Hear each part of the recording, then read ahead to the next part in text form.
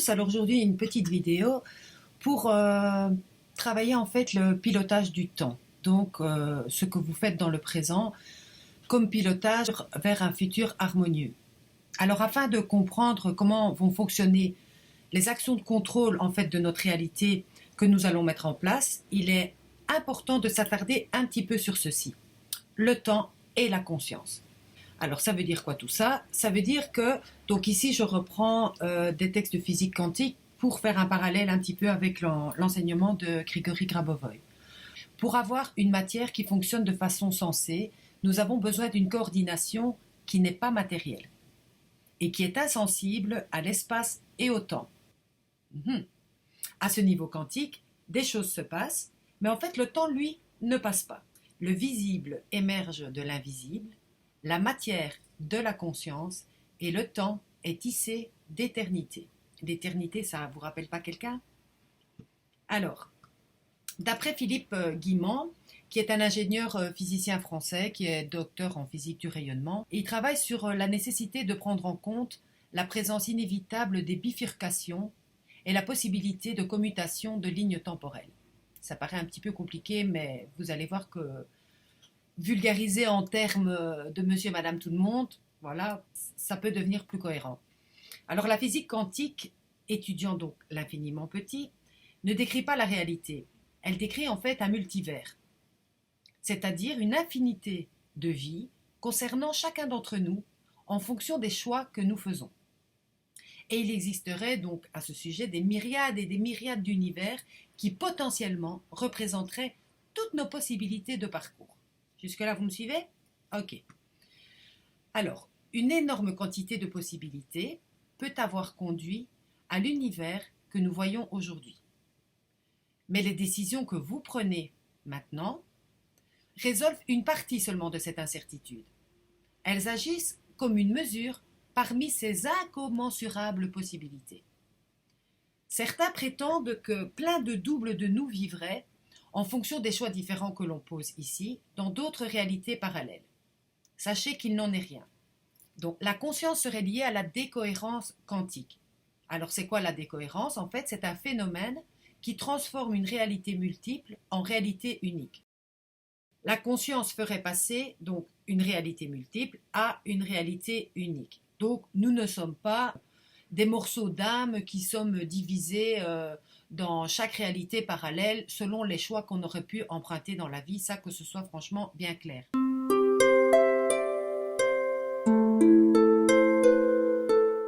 Il apparaît toujours d'après les recherches de certains physiciens que la conscience est donc antérieure à la matière et donc que les notions d'espace, de temps et de matière n'existeraient pas comme on le croit dans la science mécanique du déterminisme. Tout simplement peut-être parce que le déterminisme fonctionne dans un certain laps de temps, mais pas par rapport à l'éternité et par rapport à l'infini du temps donc. Donc on ne peut plus aujourd'hui concevoir la réalité comme quelque chose qui est composé d'espace, à l'intérieur duquel il y a la matière, qui évolue au cours du temps. La matière est composée de plus de 99% de vide, et les petits pourcents restants sont faits de vibrations. L'espace n'existe pas non plus tel qu'on le perçoit, car l'espace est quelque chose de troué, qui dévie la lumière, alors qu'elle est censée aller en ligne droite. Cela est dû à la non-localité, donc des particules peuvent se trouver à des années-lumière l'une de l'autre, et pourtant se comporter comme si elles étaient au même endroit. D'après Philippe Guimand, c'est comme si nous étions en fait dans un sous-marin, et que nous naviguions un peu aux instruments, c'est-à-dire que nous ne voyons pas la réalité, mais simplement ce que nos instruments, donc c'est-à-dire nos sens physiques, nous permettent de voir. La conscience nous permet de matérialiser cette réalité, aidée, comme le dit Grabovoy, par l'esprit, qui est de manière imagée, un peu comme le bateau dont l'âme serait le gouvernail. Okay? Pour Grabovoy, l'âme provient de Dieu et elle est partie intégrante de notre corps physique. Donc c'est elle qui constitue notre corps physique, puisque l'âme crée l'esprit crée la conscience et la conscience crée le corps. Donc en soi, l'âme crée aussi le corps. Donc l'âme permet à ce corps d'exister, permet à cette réalité d'exister afin de nous permettre de vivre des expériences qui peuvent parfois être agréables et parfois désagréables. Et donc le but un petit peu de cette vidéo, c'est de comprendre par toutes ces petites introductions comment piloter notre réalité pour amener ce futur harmonieux. D'après aussi Philippe Guillemard, j'aime bien faire un petit peu les parallèles entre la science dite, et encore, c'est pas la science orthodoxe mainstream, puisque ce Philippe Guillemard, lui, il fait des recherches vraiment beaucoup plus poussées sur la conscience, sur le temps et tout ça. En résumé, cela voudrait dire que l'allégorie de la caverne de Platon ne serait pas une image aussi perchée que ça. Alors j'aimerais bien qu'on s'arrête quelques minutes sur cette allégorie de la caverne de Platon, car ça va vous permettre de comprendre encore mieux la suite de cette vidéo avec les techniques de contrôle de la réalité que nous propose Grigory Grabovoy. Maintenant, toutes les informations sont reliées. Grabovoy, c'est vraiment quelqu'un que j'estime et qui a vraiment une connaissance énorme, mais il se base aussi sur des faits réels, sur la science qui est, rappelons-le toujours, très utile et très pertinente pour vivre cette réalité. Bien que, voilà, il y a des petits aménagements à faire au niveau de tout ce qui est immatériel et notamment le pouvoir de la conscience sur notre vie en général. Alors ici, je vais vous mettre une petite image que j'ai trouvée sur le site de l'Institut Pandore. Et ça va peut-être vous rappeler un petit peu tout ce qu'on voit dans les médias alternatifs concernant la matrice et concernant un peu toutes les vérités un peu qu'on nous cache. Alors voici l'image. Donc, d'après la théorie de Platon, donc d'après son allégorie, l'étape numéro 1, c'est l'ignorance des prisonniers. Alors ça veut dire quoi? Ça veut dire qu'il imagine que, en fait, nous sommes tous prisonniers de cette caverne depuis l'enfance. Autrement dit, nous avons peu d'expérience de la vraie vie. Nous sommes naïfs, inconscients et blindés de fausses croyances. On croit alors que cette caverne, c'est la vraie vie, la vérité, le réel, et donc on ne cherche pas plus loin et on est content.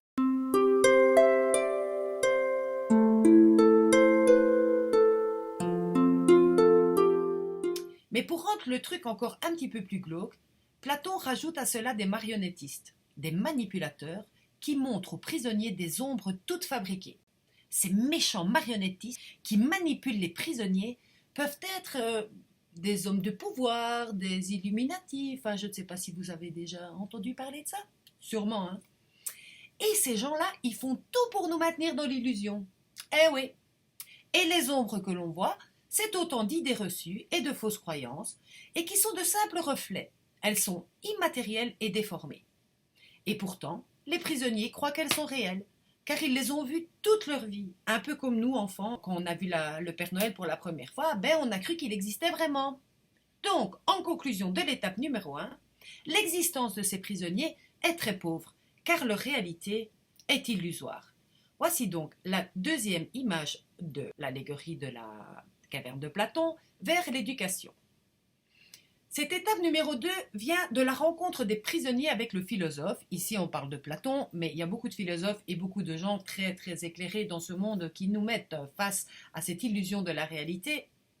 Et donc, le philosophe va venir bouleverser leurs croyances antérieures et instaurer le doute dans leur certitude. Il force alors les prisonniers à se relever, à marcher et aller en dehors de la caverne. Mais les prisonniers, qui étaient bien au chaud dans leur caverne, ont peur d'en sortir.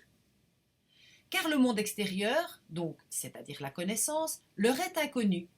Et finalement, il va les tirer, et ils vont finalement, donc ces prisonniers, commencer à comprendre qu'ils ont été manipulés.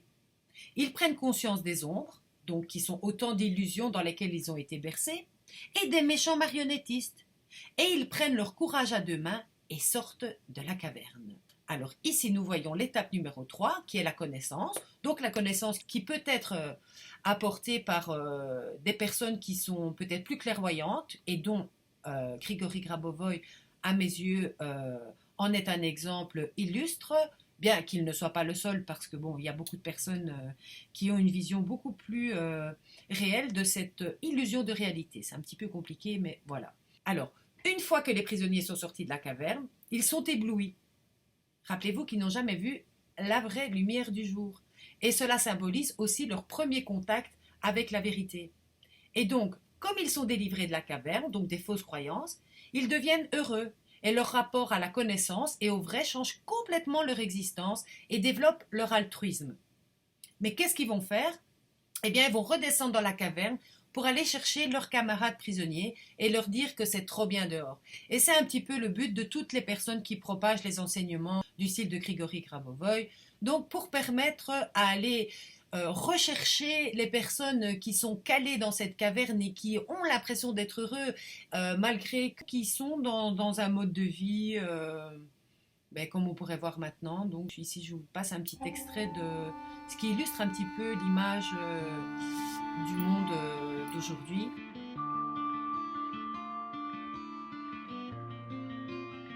Voilà. Et donc une fois qu'on est en relation avec cette connaissance, on ne veut plus jamais retourner dans la caverne. Et comme on a changé, on veut aider son prochain à sortir aussi de la caverne.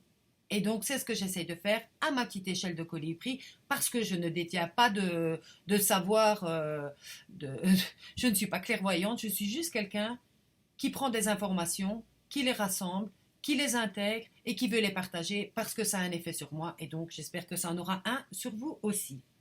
Voilà.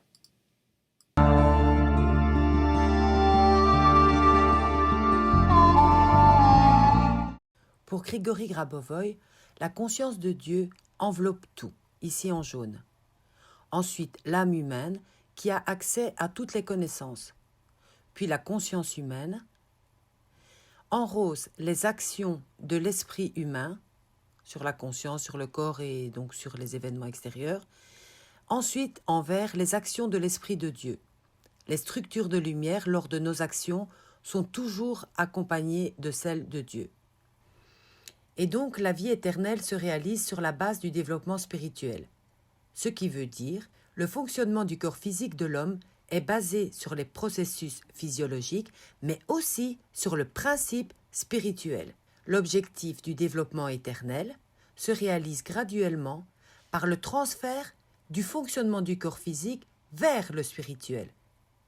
Le corps spirituel signifie un fonctionnement du corps physique sur la base de processus spirituels et non pas sur ceux biologiques.